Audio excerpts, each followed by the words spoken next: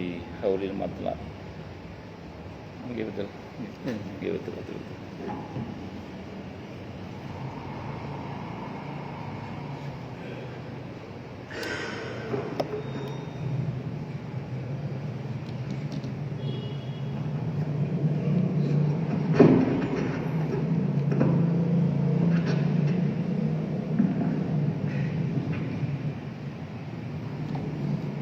Assalamualaikum warahmatullahi wabarakatuh.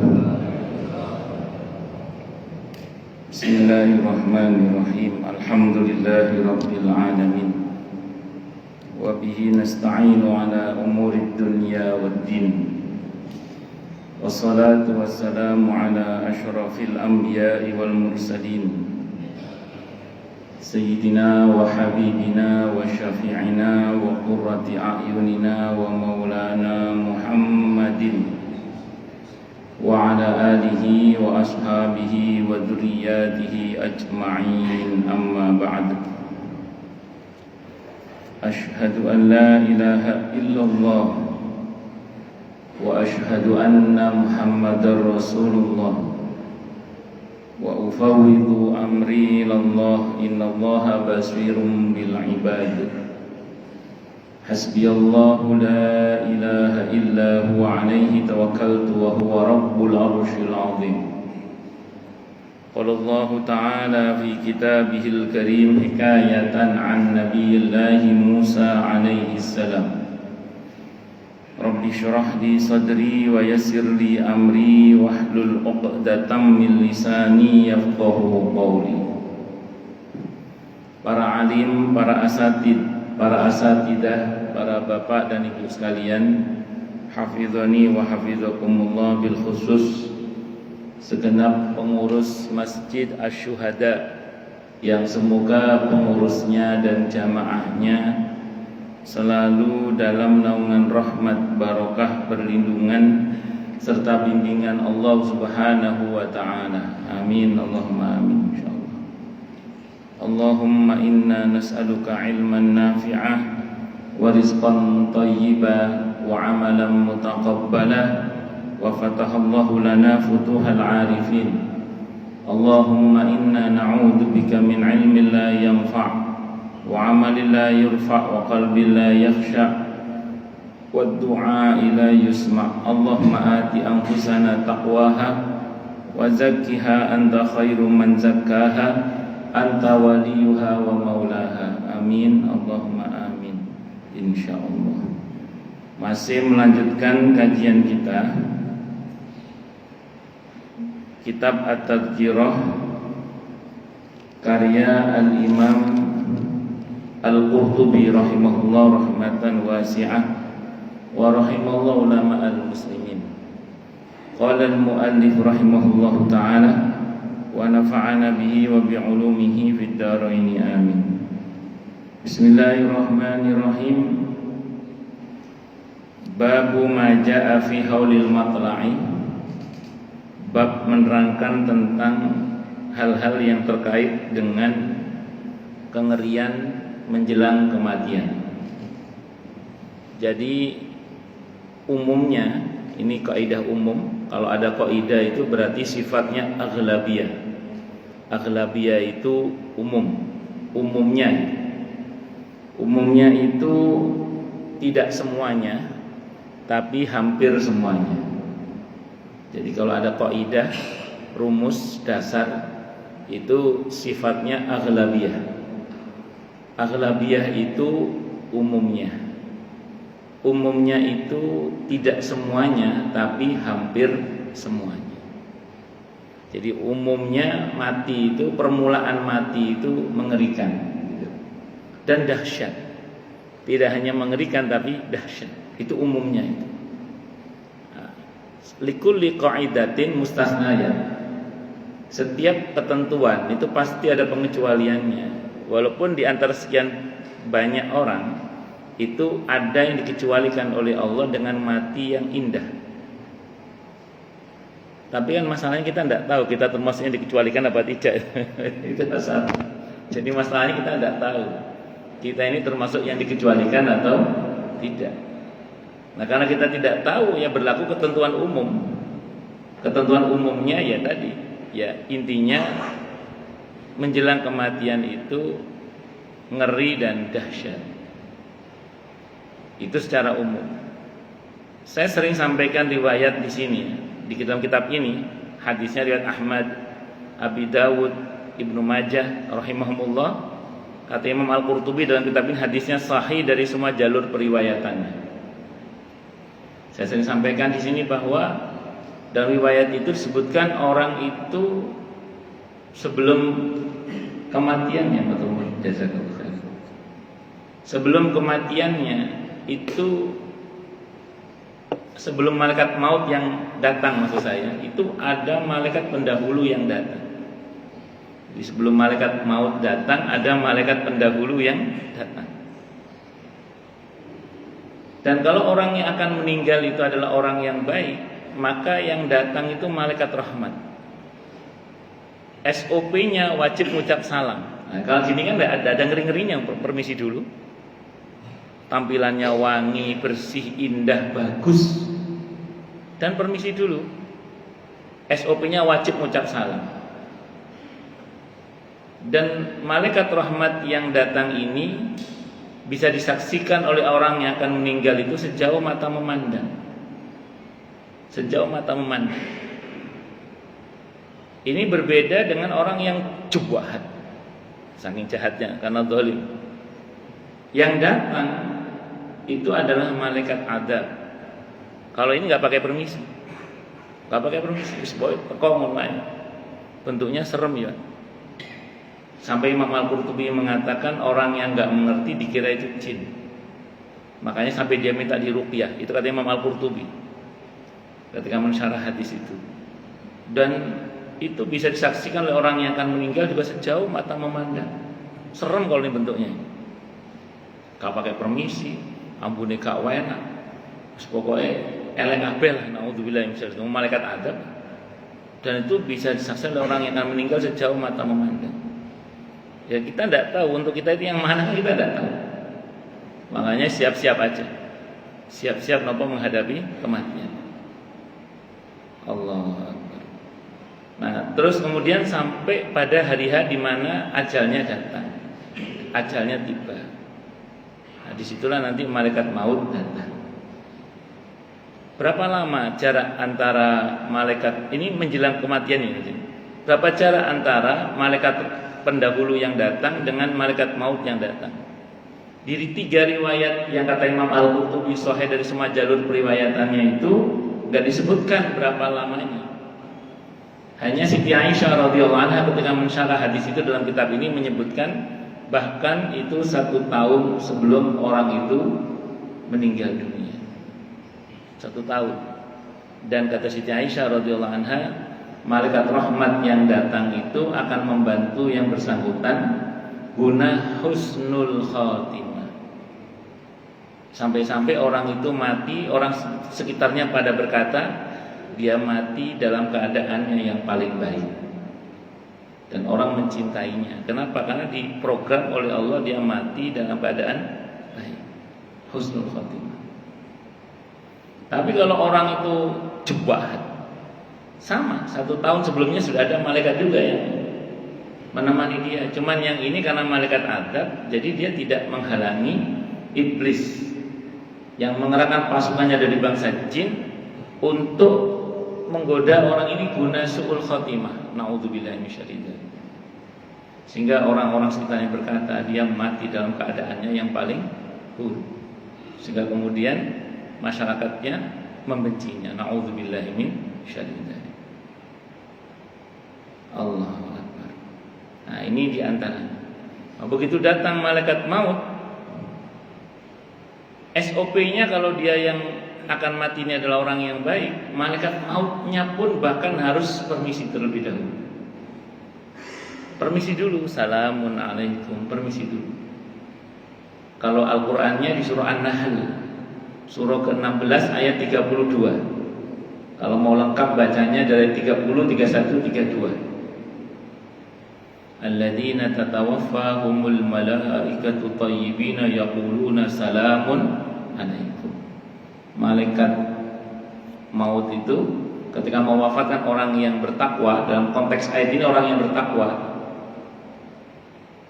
orang-orang yang baik yang diwafatkan oleh Allah dalam keadaan yang baik oleh malaikat yang baik dengan cara yang baik.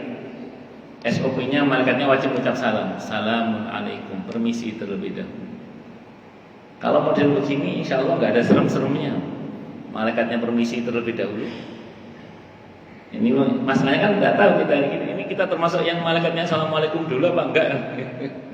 Untuk kita kan kita tidak tahu apakah yang termasuk malaikatnya permisi terlebih dahulu apa enggak, itu masalahnya. Allahu Akbar. Ya semoga untuk kita permisi dulu lah malaikatnya, amin insyaallah. Masalahnya permisinya mau nyangkut nyawa ya. Allahu Akbar, ya Allah. Tapi kalau orang itu jahat atau zalim, malaikatnya nggak pakai permisi. Dan bentuknya juga beda. Yang tadi malaikat maut itu dalam bentuknya yang paling bagus, wangi, indah, tampilannya bagus. Sampai-sampai Nabi Ibrahim ketika bertanya kepada malaikat maut, tolong tunjukkan ke saya, ada dalam buku ini, di dalam kitab ini, tunjukkan ke saya bagaimana bentukmu saat mencabut nyawa orang yang beriman. Kata Nabi Ibrahim, wah, lihat kamu kayak gini, tidak usah ngelihat surga, melihat kamu aja orang yang akan mati sewenang. Kata Nabi Ibrahim. Jadi nggak usah ngelihat surga, ngelihat kamu aja wis sewenang orang yang akan mati itu. Saking indahnya bentuk malaikat maut saat mencabut nyawa orang yang beriman. Tapi lah nyabut nyawanya orang yang zalim. Kata Nabi Ibrahim, ya Allah, tidak usah ngelihat neraka, melihat kamu saja sudah cukup tersiksa. Saking seremnya bentuk malaikat maut saat mencabut orang-orang yang zalim, apalagi orang-orang yang kafir.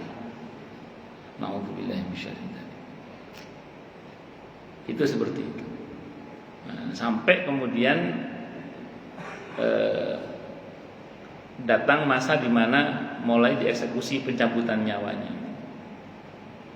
Kalau versi Ahmad, hadisnya yang versi Ahmad, roh itu dicabut dari arah ubun-ubun. Tapi sebelum dicabut ada keresahan terlebih dahulu. Jadi orang yang akan meninggal itu mengalami dua keresahan. Yang pertama keresahan tentang keluarga yang mau ditinggal, dan yang ketiga kemana setelah ini saya pergi. Jadi keresahan yang pertama tentang keluarga yang akan ditinggal. Kalau dia punya anak, terutama tentang anak-anaknya, terutama tentang apa? Anak-anaknya. Ya, kalau orang yang soleh yang akan meninggal itu dijawab oleh malaikat. Kalau bahasa kita, Anda tidak usah khawatir, ini mafhum riwayat ya. Anda tidak usah khawatir, keluarga panjenengan, keluarga Anda, terutama anak-anak Anda itu dibaikkan kondisinya oleh Allah karena kebaikan Anda. Maka terus kemudian sesuai dengan firman Allah dalam Al-Quran di surah An-Nisa ayat 9 itu ya, wal yakhshal ladzina law taraku min khalfihim dzurriyyatan dhi'afan khafu 'alaihim falyattaqullaha wal yaqulu qawlan sadida. Bahwa takut kalau seseorang itu meninggalkan di belakang mereka keturunan yang lemah. Jadi kita itu disuruh mengantisipasi jangan sampai meninggalkan keturunan yang lemah. Lemah ilmu, lemah iman, lemah ekonomi, lemah syahwat, jangan sampai lemah pokoknya. Supaya enggak lemah, ya bertakwa kepada Allah dan berkata yang jujur. Jadi sedikit banyak laku takwa kita, laku jujur kita akan berdampak positif pada perbaikan nasib anak-anak kita. Itu seperti itu. Dalam satu riwayat, tapi ini di sini kitabnya ada di sini riwayat, teman, ini didhaifkan oleh para ulama riwayatnya. Tapi dikutip oleh Imam Al-Qurtubi mungkin karena pertimbangannya bukan masalah halal haram dan tidak bertentangan dengan hadis yang sahih juga. Jadi begitu mau dicabut nyawanya itu, begitu dieksekusi dicabut nyawanya kan dari arah ubun-ubun. Kalau di versi Ahmad ya, yang dicabut dari arah ubun-ubun, yang ketarik dari arah kaki. Jadi yang dicabut dari arah ubun-ubun, nanti yang ketarik dari arah kaki. Sampai sini berhenti sebentar, namanya ghorghoroh. Kalau di Al-Qur'annya Al-Waqiah ayat 83 itu, falaula idza balaghatil hulqum wa antum hina idzin tanzurun. Jadi ketika sampai di sini, orang yang akan mati itu melihat tempat tinggalnya. Nah, kalau orang yang bertakwa melihatnya apa? Surga. Dia melihat surga. Nah, semoga kita melihat surga itu, amin insyaallah. Surga yang ada Rasulullahnya sallallahu alaihi wasallam, amin Allahumma.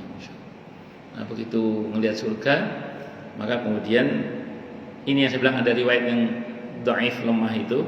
Namun Imam Al-Qurtubi mencantumkan, saya ulang tadi, umumnya para ulama itu masih mau menggunakan hadis yang dhaif selama satu, bukan masalah halal haram, dan yang kedua bukan masalah tidak bertentangan dengan hadis yang sahih dan tidak parah kedhaifannya.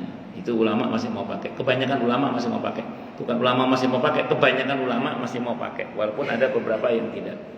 Nah, dalam riwayat ini disebutkan orang ini ditawari, begitu melihat surga ditawari. Tapi insya Allah ini maknanya sahih.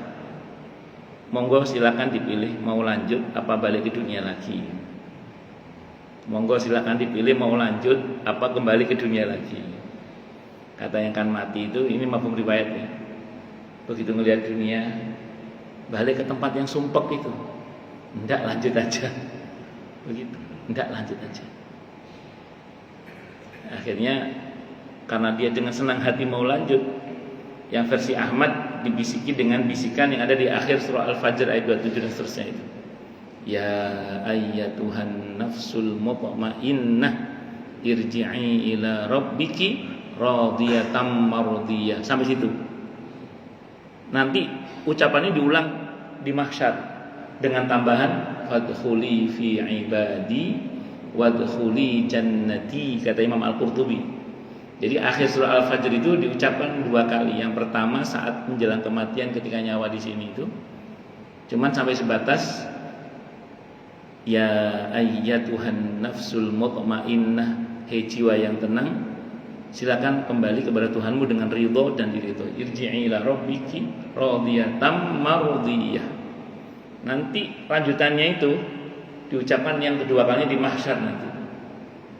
Dengan tambahan fadkhuli fi ibadi, silakan masuk dalam rombongan hambaku yang terpilih. Wadkhuli jannati, baru masuk dalam surgaku. Jadi enggak langsung masuk surga, Pak. Suruh cari rombongan dulu, Pak. Masuk dalam rombongan hamba-hamba Allah yang terpilih, baru masuk surga. Kenapa masuk rombongan? Karena masuk surga itu sebagaimana masuk neraka juga pakai rombongan, nggih. Wasiqal ladzina taqaw rabbahum ilal jannati zumar. Masuk surga itu dengan rombongan-rombongan. Kenapa pakai rombongan? Karena umumnya manusia memang di dunia ini fitrahnya ingin berombongan. Bahkan orang yang anti hizbi sekalipun itu tetap berkoloni. Kenapa? Karena semua kita fitrahnya ingin berkumpul. Fitrah itu. Itu yang sering saya bilang di sini kan. Jenengan punya komunitas goes. Pak Ridwan kalau goes semangat sekali saya lihat itu. Saya kalau pulang kuliah subuh kadang ketemu papasan sama bapak-bapak. Cuman bapak-bapak nggak tahu kalau itu saya. Sabtu sama Rabu ya Pak Ridwan. Pak Ridwan goesnya itu Sabtu sama Rabu. Sabtu aja. Sama Rabu kan ya? Ya betul. Saya itu Rabu ada kuliah subuh, Sabtu ada kuliah subuh itu. Semangat sekali ya, Masya Allah. Tidak apa-apa, tapi harus punya komunitas yang majelis kayak gini, ini harus punya. Dan harapannya sambungannya ke majelisnya Rasulullah Muhammad Sallallahu Alaihi Wasallam. Allahu Akbar.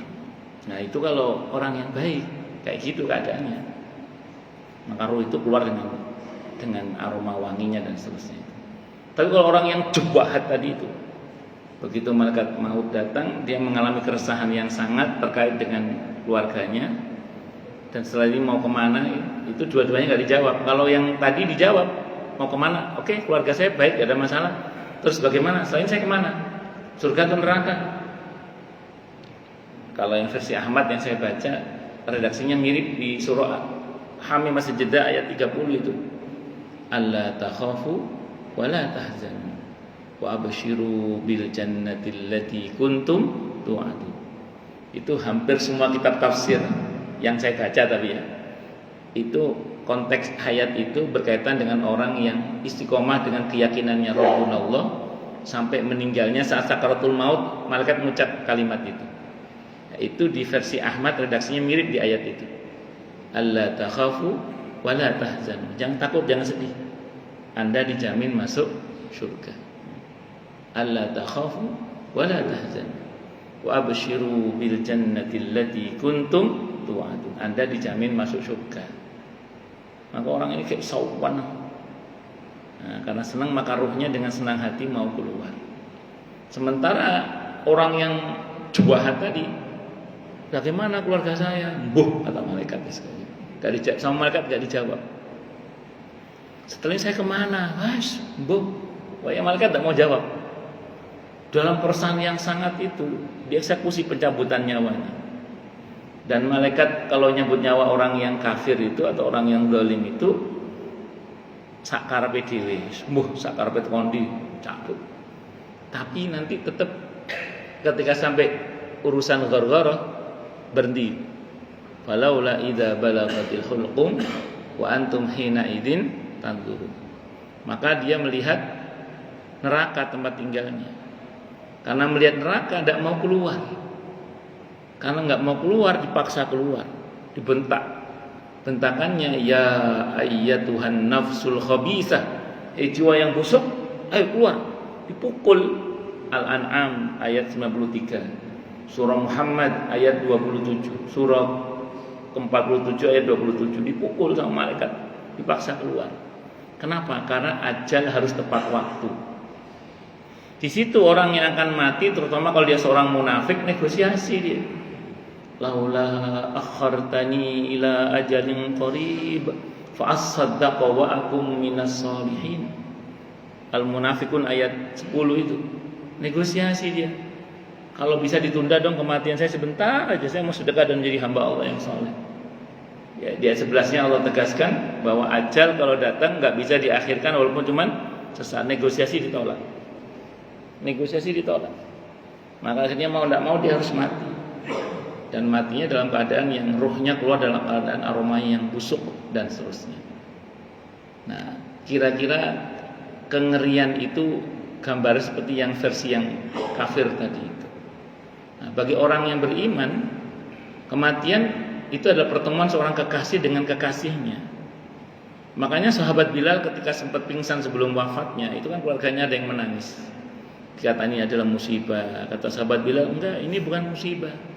Ini hari pertemuan antara saya dengan kekasih saya, Nabi kita Muhammad SAW dan para sahabatnya. Itu kata sahabat Bilal radhiyallahu anhu.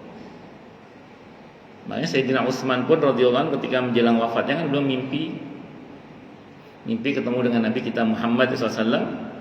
Saat itu beliau lagi saum, kata Nabi, "Aukamakal Utsman, kamu pilih ya, mau tetap hidup atau buka puasa bersama saya di surga." Dan Sayyidina Utsman milih buka puasa bersama Nabi di surga. Makanya beliau bilang sama istrinya sebelum wafat, Sayyidina Utsman sebelum wafat ngomong sama istrinya, "Kamu terserah mau tetap jadi istri saya atau saya ceraikan sekarang," kata beliau. Karena saya sudah mimpi ketemu dengan Rasulullah Muhammad SAW bahwa saya hari ini memilih untuk buka puasa bersama dengan Rasulullah Muhammad SAW. Jadi bagi orang-orang saleh itu ya, kematian bukan hal yang menakutkan. Kenapa? Ada perjumpaan seorang kekasih dengan kekasihnya. Memang pertanyaannya kita termasuk yang mana? Termasuk yang mana? Termasuk yang semoga kita termasuk min ashabil jannah. Amin Allahumma. Dari yang Ustaz Umar baca ayatnya itu walladzina amanu wa amilus solihati ulaika ashabul jannah hum fiha khalidun. Tapi jangan sampai yang jadi sebelumnya itu bala man kasaba sayyi'atan wa ahatat bihi khati'atuhu fa ulaika ashabun nar hum fiha khalidun. Jangan jadi yang itu, tapi harus jadi yang walladzina amanu wa amilus solihati ulaika ashabul jannah hum fiha khalidun. Allahu akbar. Taqaddama telah lalu hadis min hadis Jabir, dari hadis Jabir ibn Abdullah radhiyallahu anhu, qala beliau berkata, qala bersabda siapa Rasulullah sallallahu alaihi wasallam, La tamannawul mauta, janganlah kalian berharap mati. Fa inna haulal matla'i, maka sungguhnya kengerian menjelang kematian adalah syadidun dahsyat. Al-hadis lanjutkan hadis ini cukup panjang hadisnya berarti. Walamma tu'ina, maka ketika ditusuk siapa Umar bin Khattab, Sayyidina Umar bin Khattab radhiyallahu anhu, yang menusuk beliau namanya Abu Lu'lu'ah, seorang Majusi. Ditusuk saat Sayyidina Umar radhiyallahu an menjadi imam salat. Jadi memang banyak kezaliman pada kaum muslimin itu mengambil kesempatan saat muslimin sholat. Nah yang aku tadi sholat itu lihat pentung itu emang sebagian kejadian yang menyerang kaum muslim itu saat sholat. Ini kan bulan Dzulqa'dah ya, bulan Dzulqa'dah. Bulan Dzulqa'dah ini kan ada perjanjian Hudaybiyah. Di antara perjanjian Hudaybiyah kan Mekah dan Madinah itu tidak akan saling menyerang. Tidak akan saling menyerang. Dan tahun ke-7 Hijrah itu Nabi dikhianati.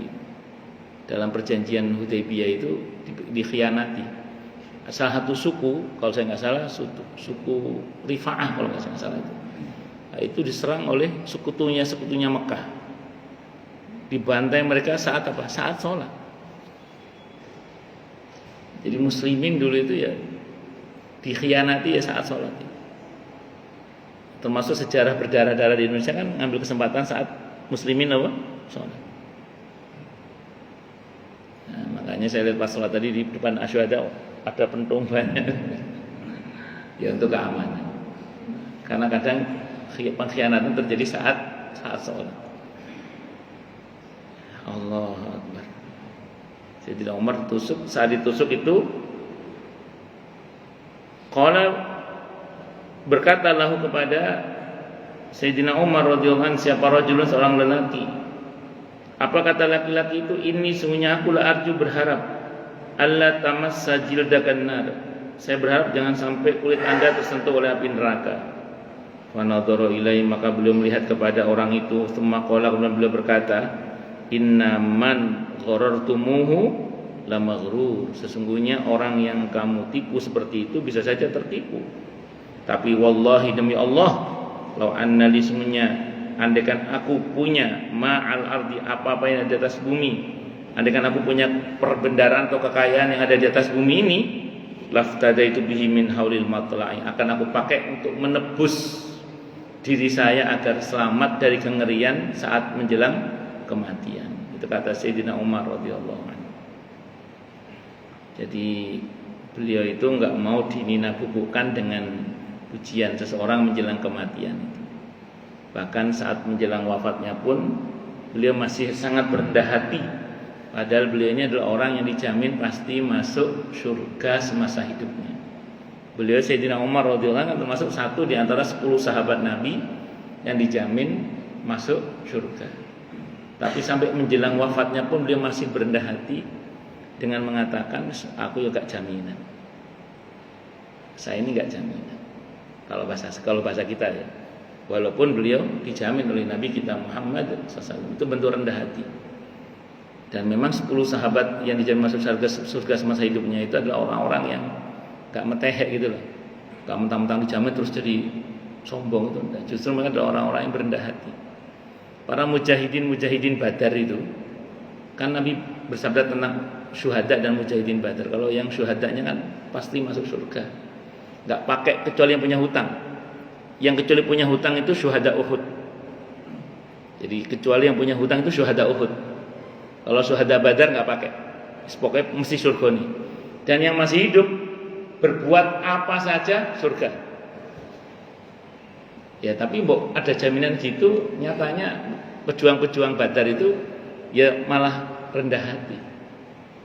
Jadi dengan jaminan Allah dan Rasulnya itu bukan malah menjadi sombong, tapi malah tetap rendah hati. Menunjukkan kesalehan pribadinya memang itu. Karena saya mungkin pernah cerita apa enggak di sini ya. Saya punya jamaah itu cerita. Saya punya teman Ustaz. Teman saya itu mengalami keguguran 2 kali, perempuannya. Mengalami keguguran 2 kali. Kan hadisnya sahih itu. Bahwa orang yang keguguran itu dijamin apa? Surga. tiket surga kepegang oleh dia lah. Wah itu kemana-mana ngomong Ustaz. Kalau saya mah surga udah pasti. Ini kisah nyata ini. Saya pas ngajar di daerah dekat Tol Timur itu apa di daerah apa namanya? Ya itulah pokoknya Pondok Hijau atau apa namanya? Ngerti saya. Daerah situlah Pak, daerah dekat Tol Timur Bekasi. Saya mah kalau surga pasti. Gitu. Saking yakinnya dengan dalil tentang pasti masuk surga itu, saking yakinnya sampai nggak sholat. Oh ini kan terus keblinger. Nabi aja yang dijamin sholatnya kakinya sampai bengkak, kok malah nggak sholat ya? Gitu. Tapi itu kenyataannya ada orang model begitu itu. Nauzubillahi min syarri dzalik. Itulah pentingnya ilmu ya. Pentingnya apa? Ilmu. Biar kita enggak mudah tertipu. Wa qala Abu Darda, dan berkata siapa Abu Darda radhiyallahu anhu, kata beliau, adhakani salasun, telah membuat aku tertawa siapa 3 golongan, wa abkani salasun, dan ada 3 hal yang membuat aku menangis. Ada 3 hal yang membuat beliau tertawa, geli gitu maksudnya, dan ada 3 model orang atau perbuatan yang membuat saya itu menangis. Kata beliau, pertama adhakani mu'ammilu dunya, yang membuat aku tertawa adalah yang pertama orang yang selalu mengangan-angankan dunia. Wal mautu yatlubu, sementara kematian terus mengincarnya. Ada orang tuh dino-dino sing diomong dunya tok. Padahal dia lupa bahwa kematian mengincar dia sewaktu-waktu. Nah, apa ndak boleh Ustaz kita ngomong dunia? Kalau dunia tok, ngerinya loh ya, masuk dalam kategori Rabbana atina fid dunya wa ma lahu fil akhirati min khalaq. Enggak dapat bagian akhiratnya nanti. Yang betul adalah Rabbana atina fid dunya hasanah wa fil akhirati hasanah wa qina adzabannar. Monggo ngomong bisnis, ngomong ekonomi, ngomong usaha, tapi kaitkan selalu dengan akhirat. Kaitkan selalu dengan apa? Akhirat. Karena tidak ada perjalanan menuju akhirat kecuali melalui dunia. Maka jadikan dunia sebagai kendaraan kita untuk menuju ke akhirat. Nah, jangan sampai dunia jadi tujuan. Karena dunia bukan tempat tinggal, tapi tempat meninggal. Itu seperti itu. Saya sering sampaikan di sini ya, bahwa kita ini bukan penduduk bumi. Kita bukan penduduk bumi, kita ini penduduk akhirat yang masih tinggal di bumi. Nah, itu catatan penting. Jadi kita ini bukan penduduk bumi. Kita ini adalah penduduk akhirat yang masih tinggal di bumi. Karena kampung halaman kita aslinya surga kan? Itu kampung halaman kita aslinya. Kita semua dalam perjalanan mudik ke kampung halaman, semoga tidak tersesat. Amin insyaallah. Karena kalau tersesat tidak ada tempat lain selain surga kecuali neraka. Nauzubillahi minasyaitonir rajim. Semoga untuk kita Jannatul Firdaus. Amin. Allahumma amin insyaallah. Enggak pantas Ustaz, memang enggak pantas. Tapi karena Rasulullah yang nyuruh SAW, kita minta Jannatul Firdaus. Jadi surga yang ada Rasulullahnya sallallahu alaihi wasallam. Yang kedua, wa ghafilun laisa bimafulin anhu, dan orang yang lalai sementara dia tidak pernah dilalaikan. Ngomong ngecret sakarepe dhewe, lupa kalau dia diperhatikan oleh yang Maha memperhatikan. Semua ucapan dicatat oleh Allah, baik buruknya. Berbuat zalim seenaknya, dia lupa bahwa semua yang dilakukan itu ada perhitungannya di sisi Allah. Kan kita itu kalau ngeliat beberapa orang yang lalai, mentang-mentang sik kuwagah full power misalnya, berbuat zalim seenaknya dhewe. Lupa dia, tidak usah ngomong akhirat, bahwa di dunia ada masa di mana dia akan melemah. Lupa dia bahwa ada masa di mana dia tidak lagi berkuasa. Dan yang pasti mati itu sendiri. Lupa dia. Oke, di dunia mungkin orang bisa lepas dari hukum manusia, tapi tidak mungkin dia lepas dari hukum Allah. Dan sunnatullahnya, "Faman ya'mal mithqala dzarratin khairan wa may ya'mal mithqala dzarratin syarran." Semua kembali ke kita. Semua kembali ke kita. Itu yang dikatakan oleh Abu Lais As-Samarqandi rahimahullah dalam kitabnya Tanbihul Ghafilin saat menjelaskan firman Allah dalam Al-Quran di surah Hamim As-Sajdah, surah Fusilat, surah ke-41 ayat 46. Beliau mengutip pernyataan Sayyidina Ali bin Abi Thalib radhiyallahu anhu. Apa kata beliau? Ma ahsantu ila ahadin wa ma asa'tu ilaihi li'anna Allah yaqul man 'amila salihan fali nafsihi wa man asa'a fa 'alaiha. In ahsantu ila ahadin faqad ahsantu ila nafsi wa in asa'tu ila ahadin faqad asa'tu ila nafsi. Kata beliau, aku tidak pernah berbuat baik pada orang lain, aku juga tidak pernah berbuat jahat pada orang lain, karena Allah telah berfirman yang artinya, siapa yang berbuat baik maka manfaatnya untuk dirinya sendiri, dan siapa yang berbuat jahat maka dosanya juga untuk dirinya sendiri. Jadi kata beliau, kalau aku berbuat baik pada orang lain, sejatinya aku berbuat baik pada diriku sendiri. Kalau aku berbuat jahat pada orang lain, sejatinya aku berbuat jahat pada diriku sendiri. Jadi kita ini kelihatannya saja mendoakan baik orang lain, tapi tanpa kita sadari doa itu kembali pada kita. Karena di atas kita ada malaikat yang mengatakan walaka mislu dzalik, bagimu seperti itu juga. Kita ini kelihatannya saja mendoakan orang yang tadi.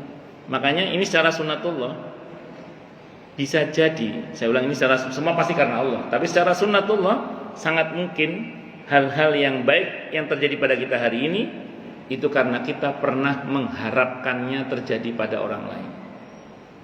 Saya ulang ya, sangat mungkin. Saya ulang, semua pasti karena Allah, tapi secara sunnatullah sangat mungkin hal-hal yang baik yang terjadi pada kita hari ini adalah karena kita pernah mengharapkannya terjadi pada orang lain. Kita ini kelihatannya saja menolong orang lain, kelihatannya, tapi tanpa kita sadari pertolongan Allah untuk kita.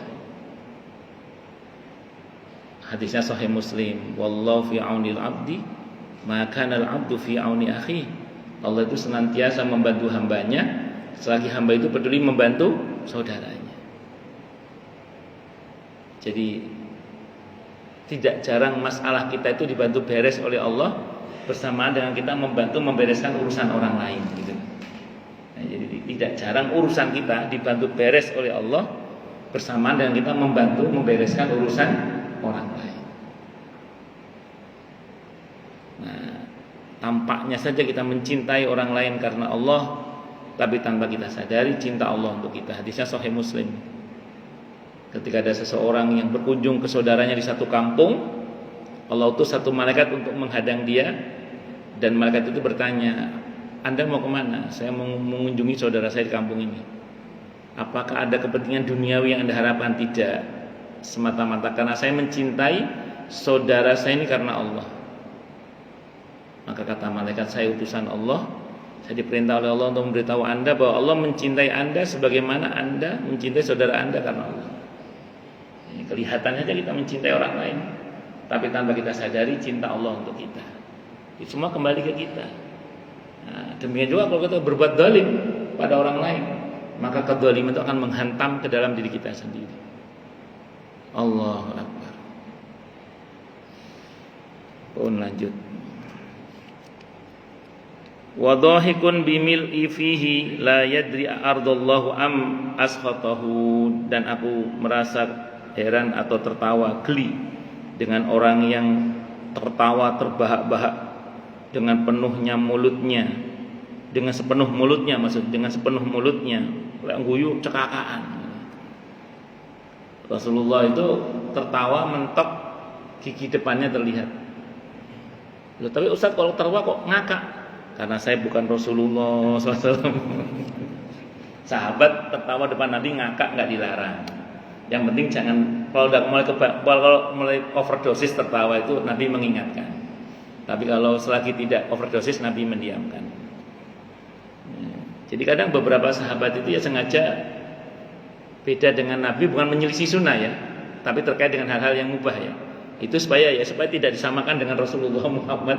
Karena kita diperintah mengikuti, bukan menyamai. Kita diperintah apa? Untuk mengikuti, bukan menyamai. Saya ulang, bukan dalam konteks menyelisih sunnah. Ini dan ini ada batasan ilmunya ini. Harus ngaji, kalau nggak ngaji nanti takutnya salah juga. Jadi tertawa sepenuh mulutnya, sementara dia tidak tahu apakah Allah ridho kepadanya atau Allah murka kepadanya. Ya, jadi kalau kita tertawa, pertanyaan tertawa apa ini? Tertawa apa? Karena ada tertawa itu yang Allah nggak suka, ada tertawa yang Allah suka. Tertawa yang Allah suka adalah karena dia tertawa lepas karena rasa syukurnya kepada Allah. Itu Allah senang. Gak langsung seneng itu. Ngetokno bunganya itu Allah sukai. Jadi hal yang Allah sukai dari hambanya ketika dia itu tertawa lepas karena syukur kepada Allah, karena yakin dengan rahmat Allah. Kalau saya sering ngomong ke anak-anak itu, Abuya ini bisa gagah menjalani hidup itu bukan karena ngelihat Abuya, bukan, ngelihat betapa maha baiknya Allah, maha pengampunnya Allah. Kalau dulu ini wah kakean dosa nih. Jadi bisa gagah itu karena ngelihat itu betapa maha baiknya Allah, maha kasihnya Allah, maha rahmatnya Allah, dan begitu seterusnya. Allahu Akbar. Nah, tapi yang nggak suka Allah adalah kalau tertawa itu yang melalaikan, itu yang mengeraskan hati, memadamkan cahaya wajah. Tertawa yang melalaikan, bukan tertawa yang penuh rasa syukur. Kalau tertawa yang penuh rasa syukur Allah senang.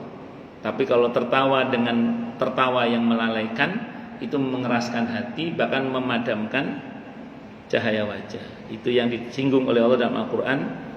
Falyabku katsiro falyadhaku qalilan walyabku katsiro. Mbok ya nangis yang, mbok ya tertawa sedikit saja tapi nangis yang banyak. Itu pengertiannya, itu diantaranya itu. Maksudnya jangan tertawa yang melalaikan.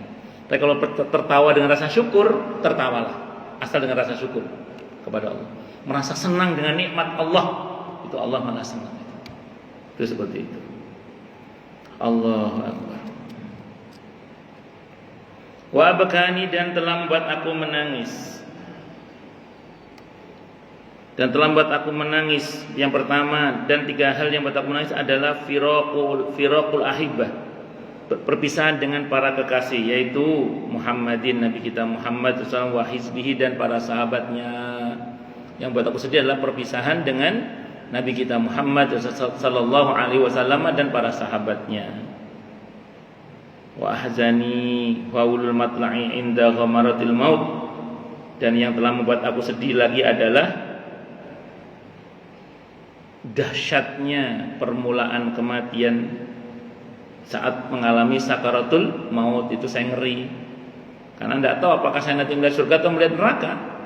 Kamar beliau sedih, kata beliau, ini kerendahan hati para sahabat, walaupun sahabat itu dijamin oleh Allah. Para sahabat Nabi radhiyallahu anhu itu dijamin oleh Allah, dan Allah menyatakan radhiyallahu anhum wa radu an. Kurang apa, tapi rendah hatinya luar biasa para sahabat itu. Wal wuqufu baina yadayillahi yauma tabdu sariratu alaniyatan thumma la yadri ilal jannati aw ilan nar. Dan pada hari di mana saya disidang di sisi Allah, sementara saya tidak tahu apakah setelahnya saya akan masuk surga atau masuk neraka, sementara yang tersembunyi saat itu semua ditampakkan oleh Allah.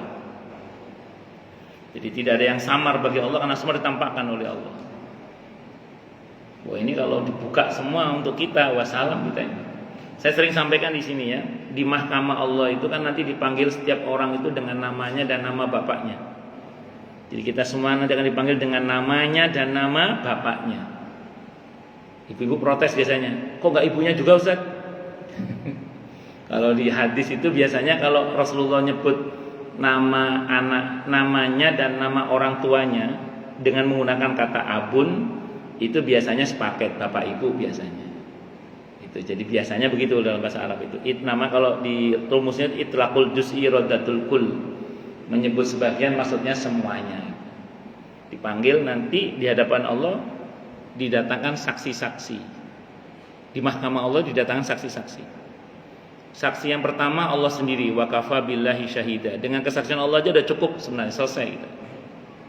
Yang kedua raqib atid, catatan amal. Ini juga selesai kita kalau dibuka semua ini. Kemudian yang ketiga Nabi kita Muhammad SAW. Wa kadzalika ja'alnakum ummatan wasatan litakunu syuhada'a 'alan nasi wa yakuna ar-rasulu 'alaikum syahida. Rasul jadi saksi nanti. Yang keempat, sesama kita jadi saksi nanti. Sesama kita jadi saksi. Cuman dalam kitab ini dikutip riwayat untuk yang kesaksian kita itu. Kalau kita jadi saksi kebaikan enak. Kamu jadi saksi, Pak Wenang ngaji. Nggih ya Allah. Nah, selesai. Pertanyaannya kebaikan soalnya, Pak. Yang enggak enak kalau pertanyaan yang ini. Dalam riwayat di sini ya disebutkan aukamakal, kamu ngelihat si fulan berbuat dosa. Ya Allah. Sudah berusaha merubahnya enggak? Rupanya ada dua model orang dalam riwayat itu. Yang pertama mengatakan EGP, emang gue pikirin surga urusan dia, neraka urusan dia, saya nggak peduli, kata dia gitu. Apa yang terjadi? Maka orang ini langsung statusnya dinaikkan, Pak, dari saksi menjadi nggak pakai tersangka, langsung terdakwa, Pak. Karena Allah nggak pakai nyangka, Pak, langsung didakwa, langsung diadili. Nah, naudzubillah min syarri dzalik. Tapi ada yang kedua menarik, yang kedua saya baca dalam kitab ini. Yang kedua mengatakan begini, ya Allah, saya sudah berusaha merubahnya, tapi saya tidak cukup punya nyali. Tidak cukup punya nyali. Maka hati saya mengingkari perbuatan kemungkaran itu, dan saya berusaha paling enggak kalau bahasa kita mendoakanlah kebaikan untuk yang bersangkutan. Yang ini bebas. Ini yang kalau dalam hadis Sahih Muslim, aful iman, selama-lamanya iman. Nah, kita kalau melihat kemungkaran itu jangan ridho, harus tidak ridho kita itu. Harus tidak ridho. Tidak ridho dengan cara mengingkarinya, syukur-syukur kita doakan hidayah untuk yang bersangkutan. Itu seperti itu. Karena kalau kita ridho nanti statusnya naik derajatnya. Allahu Akbar. Akhrajahu Ibnu Mubarak, telah melakukan hadis ini siapa? Ibnu Mubarak. Asar ini Ibnu Mubarak. Qala, beliau berkata, akhbarana, telah menghabarkan kepada kami ghairu wahidin, tidak seorang, banyak macam min an Muawiyah bin Qurrah, dari Muawiyah ibn Qurrah. Qala, beliau berkata, qala Abu Darda, berkata Abu Darda, fadzakara, maka beliau menyebutkan hadis ini hadis hasan. Hadis hasan bisa diamalkan sebagaimana hadis sahih atau kama qala. Qala akhbarana Muhammad, wallahu alam bisawab. Nggih, monggo silakan yang mau tanya, protes, marah boleh silakan. Masalah atau masalah yang lain boleh. Nggih, monggo. Siapa dulu? Lebih sepuh siapa? Pak Nur Hasan apa yang depan yang lebih sepuh siapa? Lebih sepuh siapa? Oke, ya monggo. Afwan Ustaz. Saya pernah mendengar bahwa ruh orang muslim ketika meninggal itu bagai air yang keluar dari ceret. Betul. Tapi saya juga mendengar bahwa semua manusia mengalami sakarat gitu Ustaz. Nah, bagaimana penjelasannya mengenai Jazakallah khairan. Sebenarnya riwayat itu sama dengan itu loh. Setiap manusia itu pasti akan pernah mengalami himpitan barzah. Setiap orang.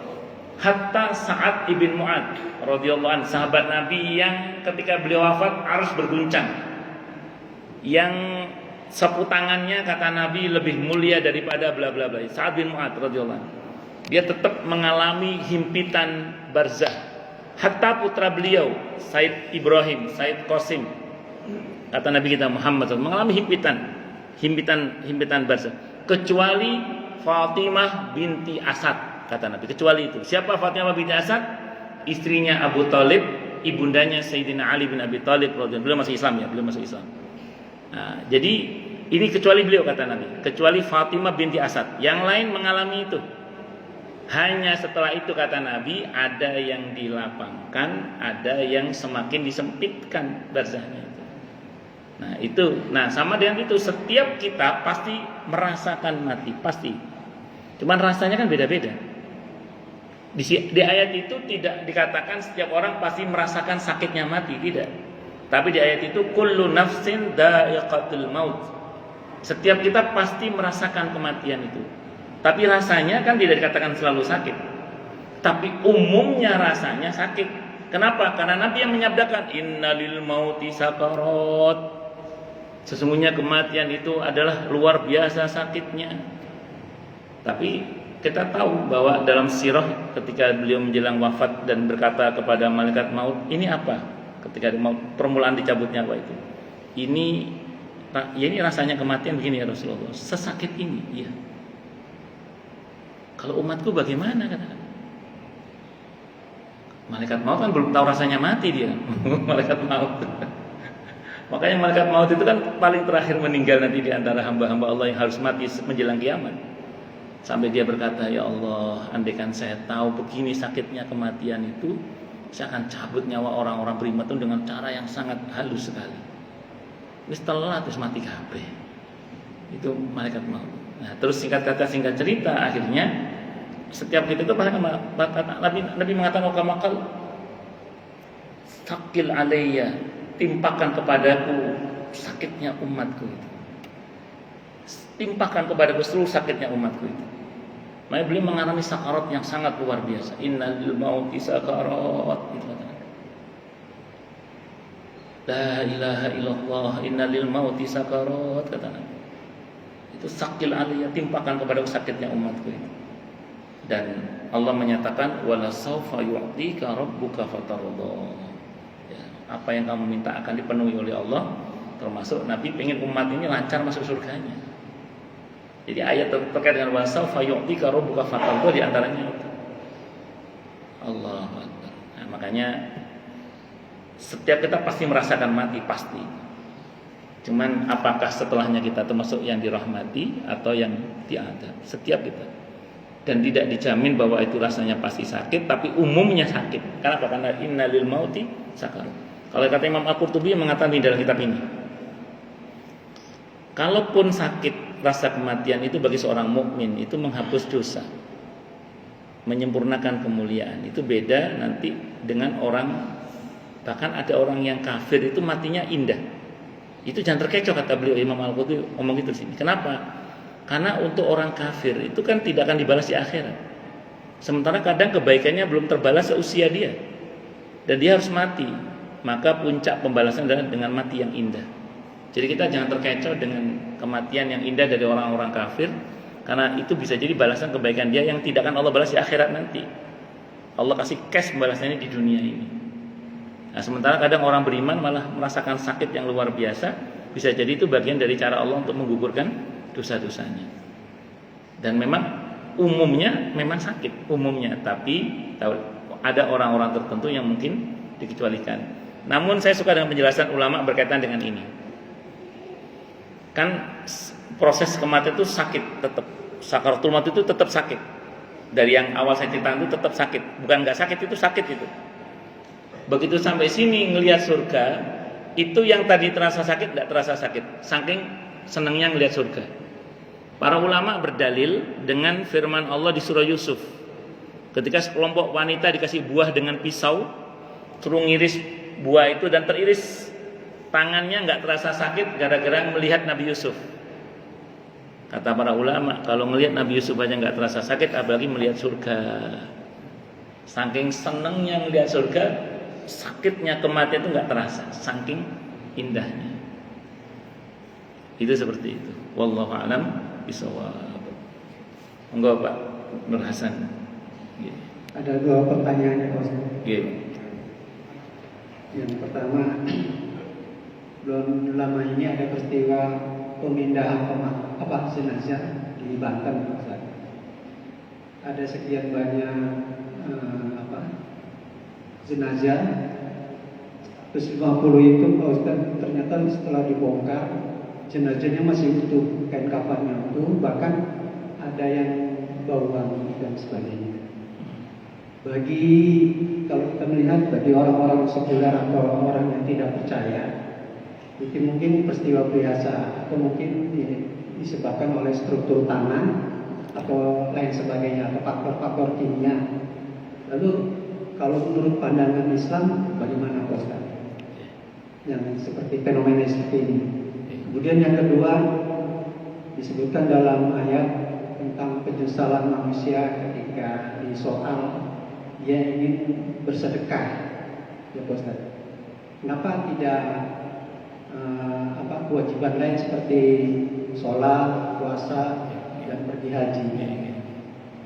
Lalu bagaimana mereka-mereka yang nyata-nyata munafik, fasik dan kafir itu kan mungkin membangun jalan, membangun irigasi dan sedekahnya banyak pada masyarakat sekitarnya. Apakah mereka-mereka juga dapat istilahnya bonus bagaimana menurut pandangan Islam? Baik. Di dalam Islam itu ada penjelasan tentang raga yang tidak akan dimakan oleh tanah. Seperti kalau yang pasti para nabi dan rasul, ketika Nabi bersabda "Qamakal", saat kalian mengucapkan salam kepada saya, maka saya akan jawab salam kalian. Kata para sahabat, bagaimana Anda menjawab salam kami sementara raga Anda sudah hancur oleh tanah? Kata Nabi "Qamakal", jasad seorang nabi diharamkan untuk dimakan tanah. Saat kalian mengucap salam kepadaku, Allah satukan kembali antara ruh dengan jasadku. Tidak usah dibayangkan karena kenyataannya masih lebih dahsyat. Dan aku jawab salam kalian, kata Nabi. Itu satu dulu. Nah, kemudian yang kedua, ketika syuhada Uhud, kuburannya mengalami banjir. Setelah berlangsung sekian tahun, bahkan 20 tahun atau berapa tahun. Nah, itu begitu dirapikan, ternyata seluruh jenazah masih utuh. Bahkan sahabat Hamzah radhiyallahu anhu, paman Nabi itu, darahnya masih segar dan mencium aroma wangi itu. Nah, terus kemudian termasuk ketika Raudhah itu sempat mengalami ambruk. Raudhah itu sempat mengalami abrasi atau apa, saya nggak paham itu terlihat kaki sampai dikira itu kakinya Rasulullah Muhammad SAW, ternyata kakinya Sayyidina Umar radhiyallahu anhu. Jadi masih utuh. Ada beberapa riwayatnya begitu.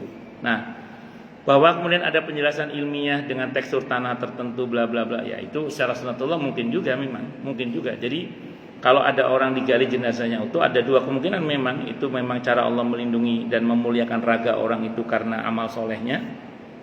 Dan yang kedua bisa jadi memang secara sunatullah memang ada penjelasan ilmiah terkait dengan tekstur tanah tertentu. Nah, tapi pertanyaan gini, kalau misalnya itu betul terjadi, kira-kira apa amalia orang itu sebelumnya, gitu aja. Kalau ada amalia amal soleh, bisa jadi adalah merupakan karomah atau ma'unah dari Allah untuk yang bersangkutan. Nah, adapun kemudian rasanya orang biasa-biasa aja ini misalnya gitu ya, ya mungkin saja itu karena faktor tekstur tanahnya. Cuman yang saya ngeri itu adalah begitu digali terus kemudian jenazah masih utuh, aroma wangi.